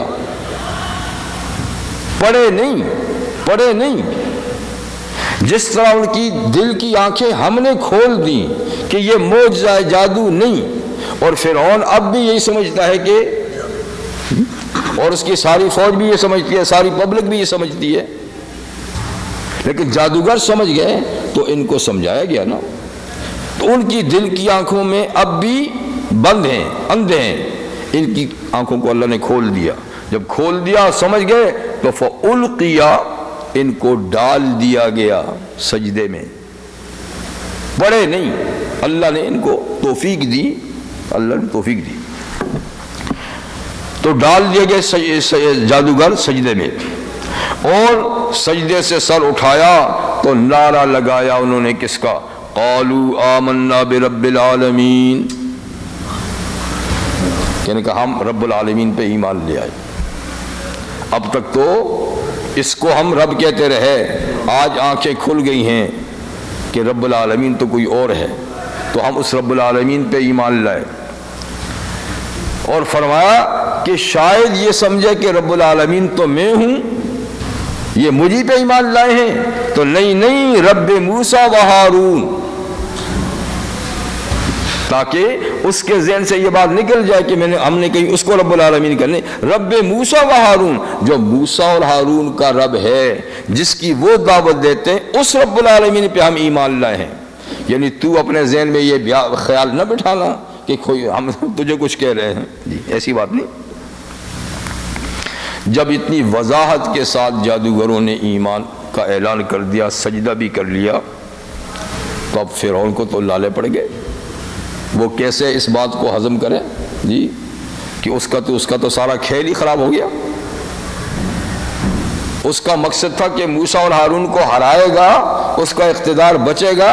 اب ان کو ہرانا کیا، ان کی جماعت میں تو لاکھوں جادوگر بھی شامل ہو گئے ہیں جی، جن پر اس کا سسٹم اور نظام چلتا تھا وہ سارا ادھر ہی چلا گیا پورا نظام، تو اب تو اس کو اور مشکل درپیش ہوئی۔ تو لہٰذا اب اس نے وہی، جیسے کہ ایسے لوگوں کا کام ہوتا ہے، دھمکی دینا کہ ان کو کسی دلیل سے قائل کرے اور پلٹ کے لائے، یہ تو ممکن ہی نہیں ہے۔ نہ موسیٰ علیہ السلام کے دلائل کا توڑ اس کے پاس، نہ ان کے ایمان کا توڑ اس کے پاس، وہ تو ہے ہی نہیں ہے۔ تو ایسے لوگوں کے پاس صرف کیا ہوتا ہے، دھونس دھاندلی جی۔ تو اس نے پھر ان کو بھی وہی بات کہی جو موسیٰ کو کہا، تجھے جیل میں بھیج دوں گا۔ تو ان کو کہا اچھا تم میری روٹیاں کھا کر ایمان اس پہ لائے ہو، میرے مہمان بن کر گن اس کے گا رہے ہو جی، اور میں نے جو اتنی بڑی پیشکش کی تھی اس کو چھوڑ کر تم اس کی طرفدار بنے ہو، تو تمہیں پتہ ہے پھر اس کی سزا بھی کیا دوں گا، آخر اقتدار تو ملک میں میرا ہی ہے۔ تو کہنے لگا آمنتم لہو قبل ان آذن لکم، تم موسیٰ پہ ایمان لائے میری اجازت کے بغیر؟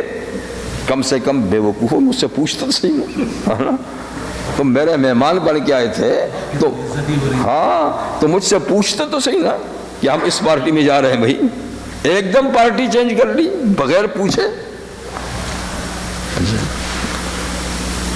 تو تمہیں پتہ پھر یعنی بغیر پوچھے بغیر اجازت کے چلے جانے کی سزا پھر میرا کیا ہے؟ تو پہلے تو یہ سنو کہ انہو لکبیرکم الذی علمکم السحر۔ اب مجھے بات سمجھ میں آئی، تو خدا ہوتا تو پہلے سمجھ میں آتی نا۔ اب مجھے بات سمجھ میں آئی کہ یہ استاد شاگرد کی بات تھی۔ یہ موسیٰ وہ بڑا استاد ہے جس نے تمہیں بھی جادو سکھایا ہے، اور آج تم نے اپنے استاد کی رعایت کی ہے جو پورا مقابلہ نہیں کیا اس کو جتانے کے لیے۔ تو یہ مقابلہ ہی تھا، نورا کشتی تھی، ٹھیک ہے نا، کہ فلانے کو جتانا ہے۔ تو اس لیے انہو لکبیرکم الذی علمکم السحر، یہ تمہارا بڑا ہے جس نے تم کو بھی جادو سکھایا ہے، اور یہ تمہاری ملی بھگت ہے، اور تم سب میرے اقتدار پہ قبضہ کرنا چاہتے ہو۔ پتہ چل گیا؟ اچھا جی، لیکن فلسوف تعلمون، عن قریب تم جان لوگے کہ ایسا کرنے کا نتیجہ کیا نکلتا ہے، رزلٹ کیا نکلتا ہے۔ وہ یہ ہے لأقطعن ایدیکم وارجلکم من خلاف، میں ضرور کاٹ ڈالوں گا تمہارے ہاتھ اور پاؤں برخلاف، دایاں ہاتھ تو بایاں پاؤں جی، اس طرح۔ پھر وَلَأُصَلِّبَنَّكُمْ أَجْمَعِينَ، اور پھر یوں ہی نہیں چھوڑوں گا، تم سب کو میں سولی پہ لٹکاؤں گا، جیسے کہ سورہ طٰہٰ میں ہے لَأُصَلِّبَنَّكُمْ فِي جُذُوعِ النَّخْلِ، کھجور کے تنوں پر، کھجور کے تنے بڑے لمبے لمبے ہوتے ہیں نا، تو کھجور کے تنوں پہ تم کو سولی میں لٹکاؤں گا، دور دور سے لوگ منظر دیکھیں کہ مجھ سے بغاوت کا نتیجہ یہ ہے۔ تو پہلے ہاتھ پاؤں کاٹوں گا برخلاف، پھر بلند و بالا کھجور کے درختوں پہ لٹکاؤں گا تمہیں، تو یہ سزا ہے اس کی۔ تو یہ محض دھمکی نہیں تھی، کہتے ہیں دھمکی نہیں تھی، بلکہ اس نے یہ سزا دی بھی ان کو، لیکن موسیٰ علیہ السلام کو پھر کچھ نہیں کہا، اس لیے کہ موسیٰ علیہ السلام پہ ہاتھ ڈالنا آسان بات نہیں تھی۔ وہ اچھی طرح جانتا تھا کہ یہ خدا کا نمائندہ ہے، اور اس کو چھیڑا تو پھر تو خیر ہی نہیں ہے۔ تو ان بیچارے امتیوں کو تو سزا کا اعلان کر دیا، بلکہ سزا دے بھی دی، لیکن موسیٰ علیہ السلام اور ہارون علیہ السلام کو پھر بھی کچھ نہیں کہا۔ وہ پہلے ایک دفعہ دھمکی دیں کہ تمہیں جیل بھیج دوں گا، یہ نہیں کہا آپ، اس لیے کہ ان کو پتہ ہے کہ موسیٰ علیہ السلام اللہ کے نبی، اس کو ہاتھ نہیں ڈال سکتا میں۔ تو اس واقعے کے بعد بھی موسیٰ اور ہارون علیہ السلام 40 سال تک دعوت دیتے رہے، اس واقعے کے بعد بھی 40 سال تک۔ تو تو اس نے بنی اسرائیل پر تو مظالم کے پہاڑ توڑنے شروع کر دیے اس کے بعد، لیکن پھر بھی موسیٰ علیہ السلام کو کچھ نہیں کہہ سکا۔ وہ اپنی دعوت دیتے رہے، قوم پہ تکلیفیں آئیں لیکن ان کے ساتھ چھیڑ چھاڑ نہیں کر سکا یہ۔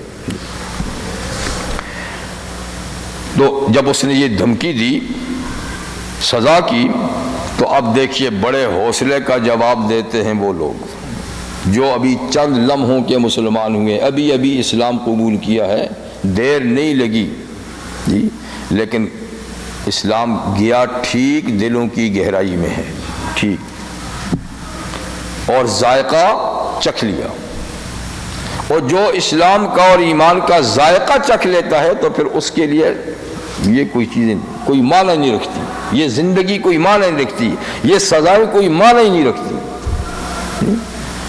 انہوں نے کہا لا دائرہ، کوئی پرابلم نہیں ہے، کوئی مشکل نہیں ہے، کوئی نقصان نہیں ہے، اگر آپ یہ سزا دینا چاہتے ہیں تو بڑی خوشی سے دو، جیسے سورہ طٰ میں فقض ما انت قاض، جو کرنا ہے کر لے، جو کرنا ہے کر لے، انما تقضی هذه الحیات الدنیا، آخر کیا کرے گا، زیادہ سے زیادہ ہماری دنیا کی یہ زندگی چھین لے گا نا، اسی کو ختم کر لے گا نا، اور تو کیا کرے گا، اتنا کرنا ہے تو کر لے، اگر اتنا کر لینے سے بھی ہمارے گناہ معاف ہو جاتے ہیں تو یہ نقصان کا سودا نہیں۔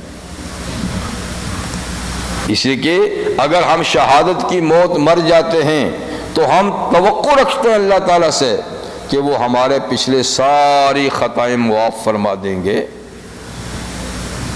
ٹھیک ہے نا، مطلب کہ ہم پتہ نہیں نہ معلوم کب سے جادو کرتے آئے ہیں، اور جادو کا علم انتہائی بدترین علم ہے، خاص طور پہ جو اعلیٰ درجے کا جادو ہے وہ تو کفر ہے جی، اور کم سے کم درجے کا جادو وہ بدعت ہے، اور بیچ میں اس کے پھر کئی لیول ہیں، ٹھیک ہے نا۔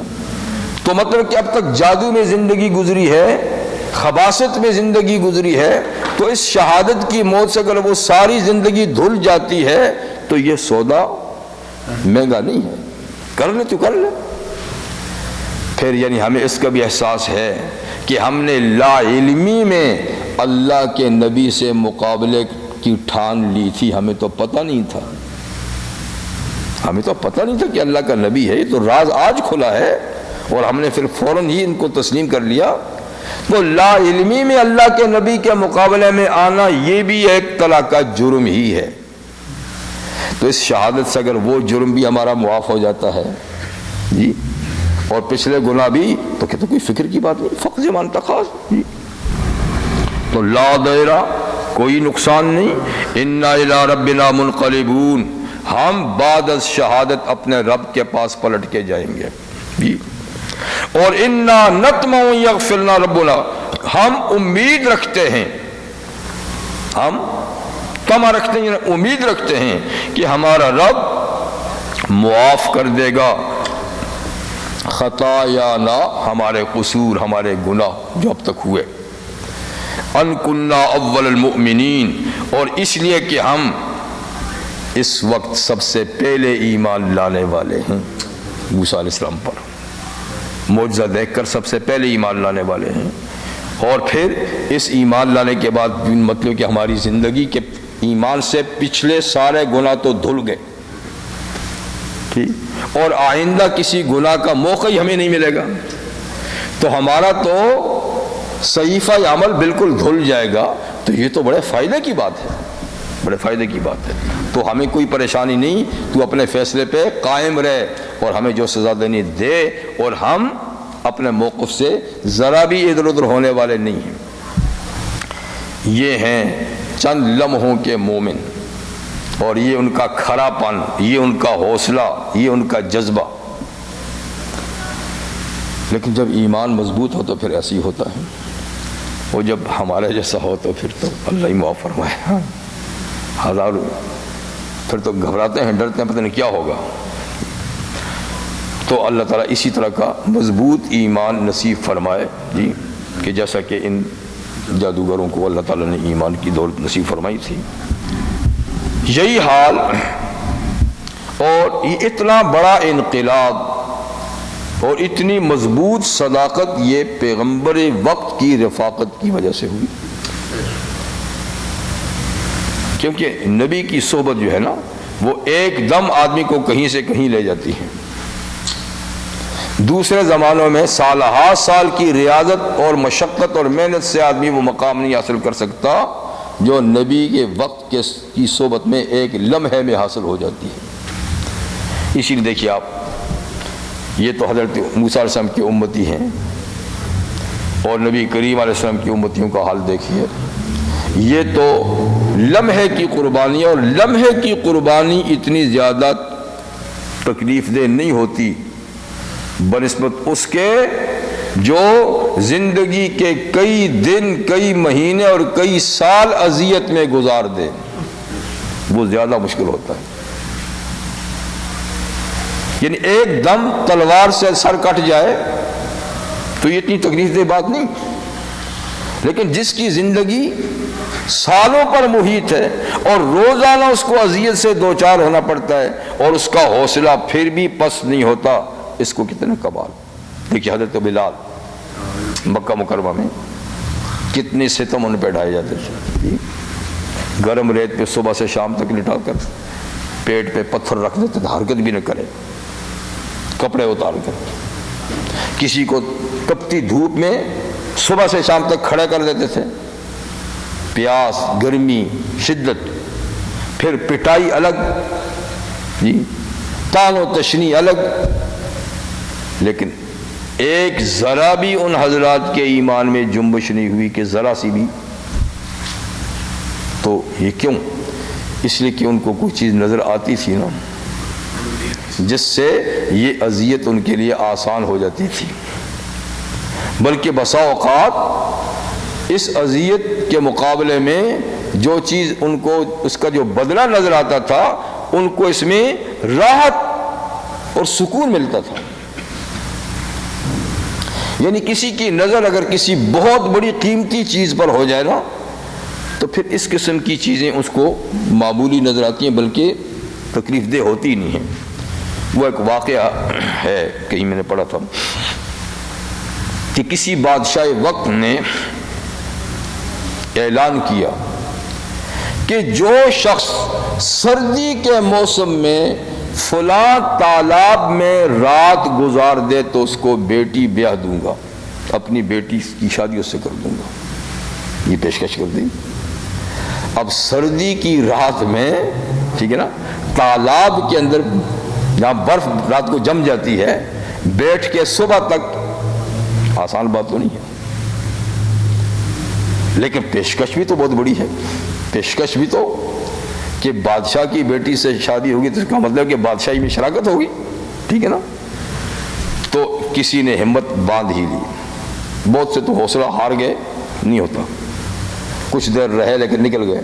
ایک نے جب وہ صبح تک رہا تو بھائی اس نے کہا، کسی نے پوچھا کہ بھئی تو کیسے ساری رات رہا ہے، یہ تیرے ہمراہی تو کوئی آدھی رات، کوئی رات سے بھی پہلے اٹھ کے بھاگ گئے، تو ساری رات کیسے رہ گیا؟ اس نے کہا کہ میں نے تالاب کے کنارے پہ ایک دیا جلایا تھا، دیا چراغ، ٹھیک ہے نا، اور میں اس تصور میں پانی میں بیٹھا تھا کہ میں آگ تاپ رہا ہوں۔ یہ تصور باندھ لیا کہ دیکھو وہ آگ جل رہی ہے اور میں نے ہاتھ یوں کیا کہ آگ تاپ رہا ہوں۔ تو اسی تصور میں رات میری گزری۔ ایک تو یہ تصور تھا، اور دوسرا وہ بادشاہ کی اتنی بڑی پیشکش بھی تھی کہ چند گھنٹوں کی بات ہے، ابھی اتنا ہو گیا، ابھی اتنا ہو گیا، اور پھر میں تو سلطنت کا شریک ہو جاؤں گا۔ تو ایک وہ پیشکش سامنے تھی اور ایک وہ چراغ سامنے تھا، تو اس کے تصور سے میری رات کٹ گئی۔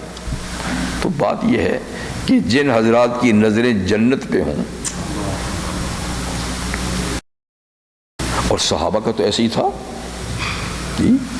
ایسے ہی تھا کہ وہ فرماتے ہیں کہ ہمیں تو حضور صلی اللہ علیہ وسلم جب فرماتے تو یوں لگتا تھا کہ جنت آنکھوں کے سامنے ہے، اور جب جہنم سے ڈراتے تو یوں لگتا تھا کہ جہنم آنکھوں کے سامنے ہے۔ اتنا یقین کامل ہوتا تھا آپ کے فرمانے سے، تو اس لیے ہم جہنم کے کاموں سے بچتے تھے فوراً، اور اس کی طلب میں ہم بڑے بڑے مار کے سر کر دیتے تھے۔ تو بات یہ ہے کہ انبیاء کرام موجود ہیں اور ان پہ آدمی صدق دل سے ایمان لاتا ہے، ان کی تعلیمات جی، تو پھر تو بات ہی کچھ اور ہوتی ہے۔ یعنی ایک آدمی ہے، بالکل دوپہر کا وقت ہے اور آسمان بالکل صاف ہے اور سورج سر پہ ہے اور وہ کھڑا ہے باہر، تو اس کی تپش کا کیا عالم ہوگا اس پر؟ ٹھیک ہے۔ دوسرا وہ ہے کہ کھڑا تو وہ بھی دھوپ میں ہے لیکن اس نے امبریلا تھام رکھا سر پہ، تو گرمی اس کو بھی لگ رہی ہے، پسینہ اس کے بھی چھوٹ رہے ہیں، لیکن جو بغیر امبریلے کے کھڑا ہے، سر پہ ٹوپی بھی اتار دی ہے، تو اس کی تپش میں فرق تو ہے نا۔ پھر تیسرا وہ ہے جو کسی مکان کی چھت کے نیچے کھڑا ہے اسی دوپہر میں، تو گرمی تو اس کو بھی لگ رہی ہے، پنکھا تو نہیں چل رہا۔ تیسرا وہ ہے جو تہخانے میں ہے، گرمی تو اس کو بھی لگ رہی ہے، تو فرق تو ہے نا سب میں۔ تو بس صحابہ کا یہ حال ہے کہ جیسے کہ نبوت کے آفتاب کے نیچے کھڑے ہیں اور براہ راست آفتاب کی شعاعیں پڑ رہی ہیں، تو پھر ایمان کی کیا کیفیت ہوگی؟ تو پھر ان حضرات کے لیے ان مشکلات کو سہنا کون سی بات ہے؟ تو اسی طریقے سے یہ حال ہے ان لوگوں کا، کر لے کیوں، کوئی بات نہیں ہے، ہمارا کوئی نقصان نہیں ہے، چند روزہ زندگی ہے، ٹھیک ہے، یہ ختم ہوتی تو ہو جائے، اس کے پیچھے جو کچھ ملنے والا ہے وہ بہت قیمتی سرمایہ ہے۔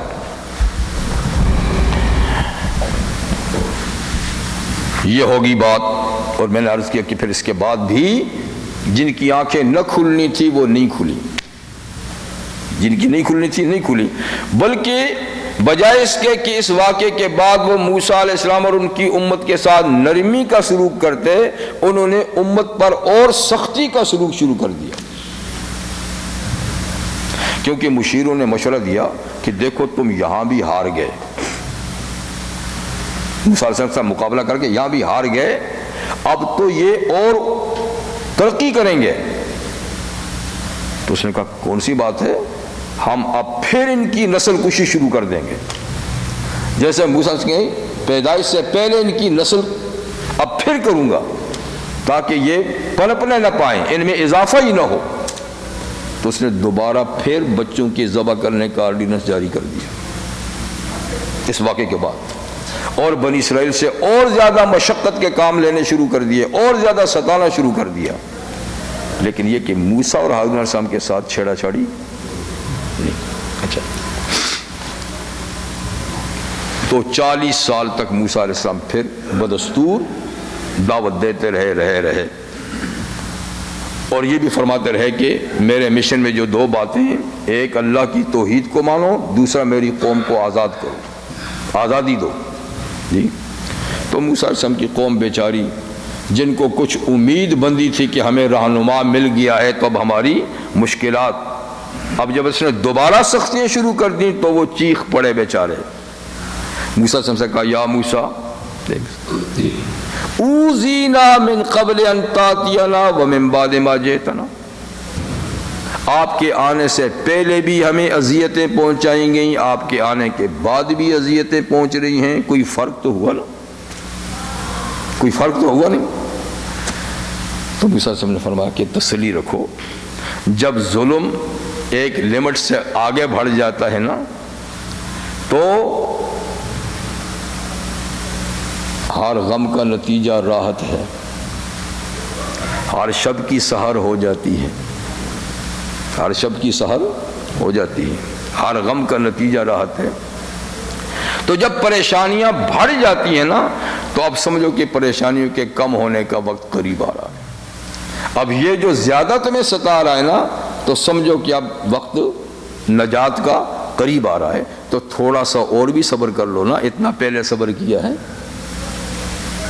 تو آپ نے حوصلہ دیا کہ بہت جلد اب اللہ تعالیٰ تمہارے دشمن کا نام و نشان مٹائے گا، اور اس کی جگہ اللہ تعالیٰ تمہیں سرخ رو کرے گا اور تمہیں اللہ تعالیٰ اقتدار سے نوازے گا، اب تھوڑا سا اور حوصلہ کرو۔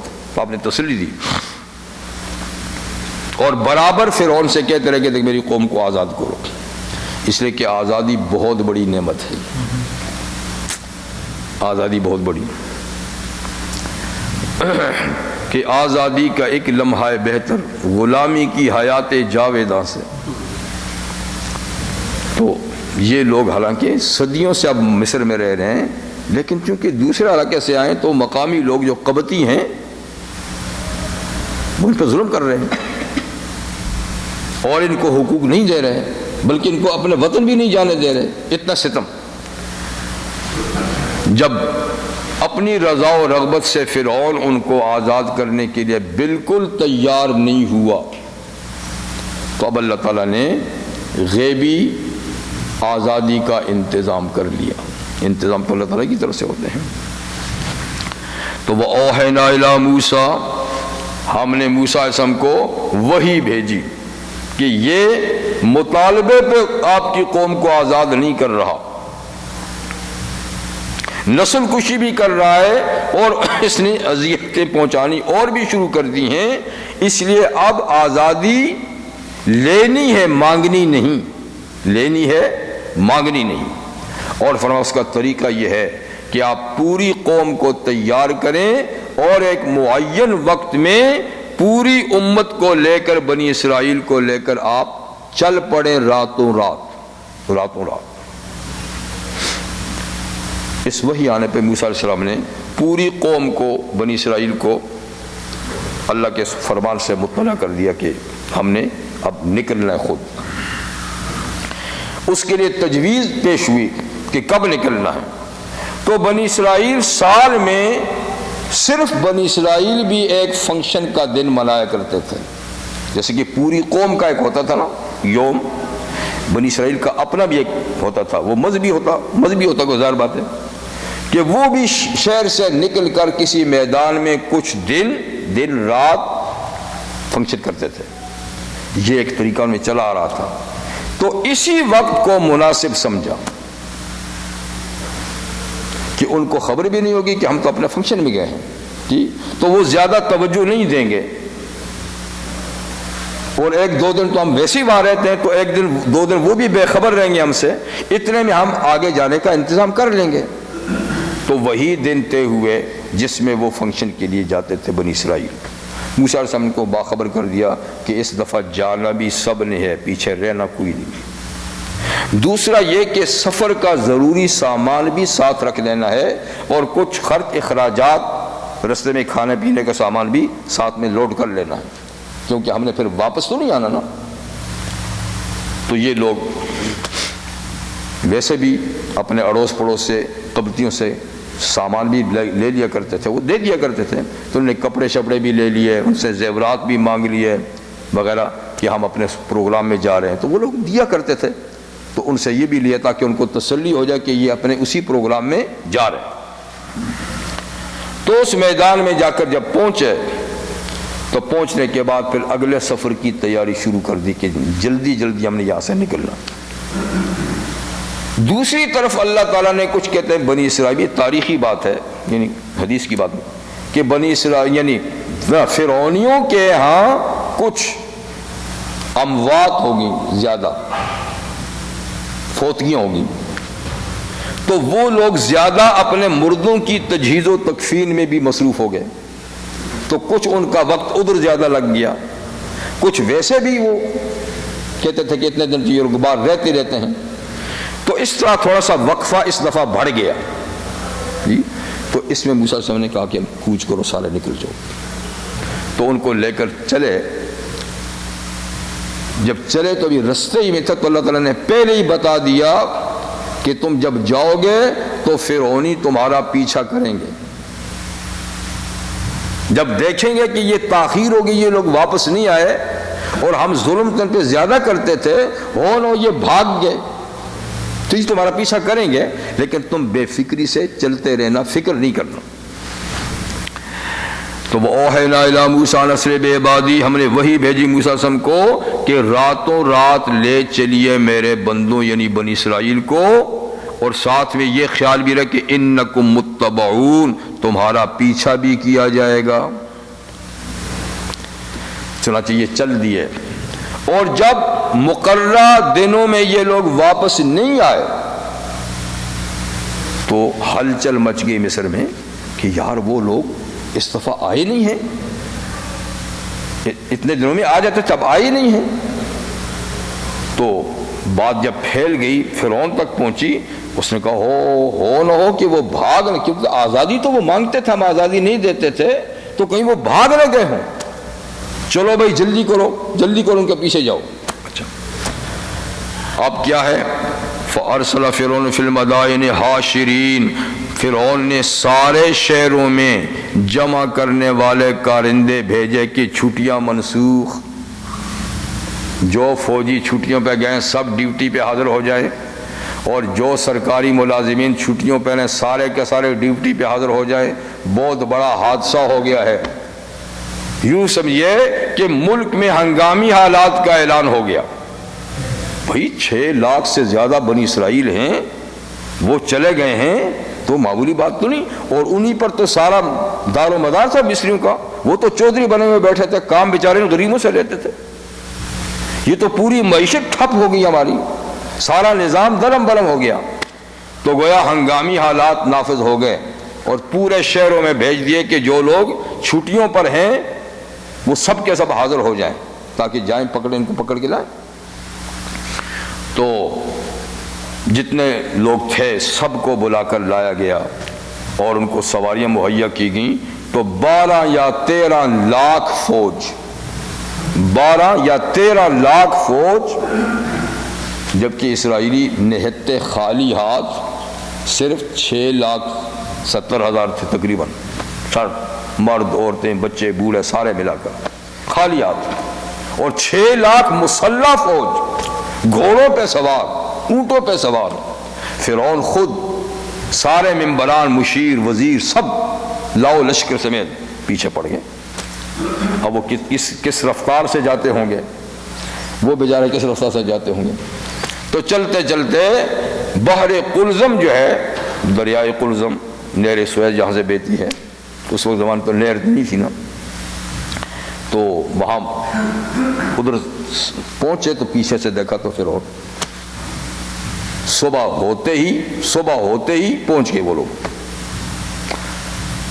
پیچھے سے فوج آتی ہوئی دیکھی تو پھر بیچارے پہلے ہی سے ڈرے ہوئے تھے۔ یعنی غلامی کی زندگی میں لوگوں کا دل ہی کیا ہوتا ہے، پہلے ہی بھرے ہوئے دل تھے، گھبرائے ہوئے تھے۔ تو ان کو دیکھتا تم چیخ پڑے، یا موسیٰ انا لمدرکون، اے موسیٰ ہم تو پکڑے گئے ہیں۔ پھر کوسنے لگے موسیٰ علیہ السلام کو، دیکھا نا آپ نے مروا دیا، جیسا تھا زندہ تو تھے نا، جو بھی ظلم ہوتا تھا کچھ گھروں میں تو تھے نا، اب تو یہ سارے کے ساروں کو بھون دیں گے، سب ختم ہو جائیں گے، تو آپ نے کیا کر دیا ہمارے ساتھ، کیوں آپ نکال کے لائے؟ لیکن موسیٰ تو اللہ کے پیغمبر ہیں، وہ خود تو نہیں آئے نا، اس لیے موسیٰ سے پوری تسلی میں ہیں، پورے حوصلے میں ہیں۔ آپ نے فرمایا فکر کرنے کی کیا بات ہے، میں خود آیا ہوں کیا، تو میں خود لایا ہوں، میں تو حکم کا پابند تھا، اللہ کا حکم تو آیا ہوں، جو اللہ نے مجھے حکم دیا تھا آنے کا تو رستہ بھی وہی بنائے گا، تو فکر کیوں کرتے ہو جی۔ تو فرعون نے گماشتے بھیجے پورے شہروں میں سب کو، یعنی ڈیوٹی پہ حاضر کرنے کے لیے، اور ساتھ میں کہا ان ہؤلاء لشرذمۃ قلیلون، ڈرو نہیں یہ بنی اسرائیلی چھوٹی سی جماعت ہے، چند لاکھ نفوس ہیں، ان سے ڈرنے کی بات نہیں ہے، آؤ جاتے ہیں ان کو پکڑ کے لاتے ہیں۔ اور وَإِنَّ لَنَا لَغَائِظُونَ، اور یہ ہمیں غصہ دلا رہے ہیں، دیکھا نا یہ ہمیں غصہ دلا رہے ہیں بھاگ کر، تو یہ ان کو ہم نے چھوڑنا نہیں ابھی۔ وَإِنَّا لَجَمِيعٌ حَاذِرُونَ، اور بے شک ہم سب اب ان سے اندیشے میں ہیں کہ یہ چلے گئے تو ہماری معیشت کا کیا بنے گا، ہمارے گھروں کے کاروبار، ہمارے کاروبار یہی چلاتے تو کیا بنے گا۔ اور حاضرون کا ایک معنی مسلح بھی ہے کہ ہم تو سب مسلح ہیں، وہ سب خالی ہاتھ ہیں، کر کیا لیں گے، ہم سواریوں پہ، وہ پیدل ہیں، بھاگیں گے کہاں؟ اس لیے حوصلے سے آؤ، چلتے ان کے پیچھے۔ لیکن میں نے بھی چلنا ہے تو اس لیے میرا خیال ہے اس کے بعد جو ہے نا وہ اگلے پروگرام پہ رکھتے ہیں، تو مجھے کہیں جانا ہے۔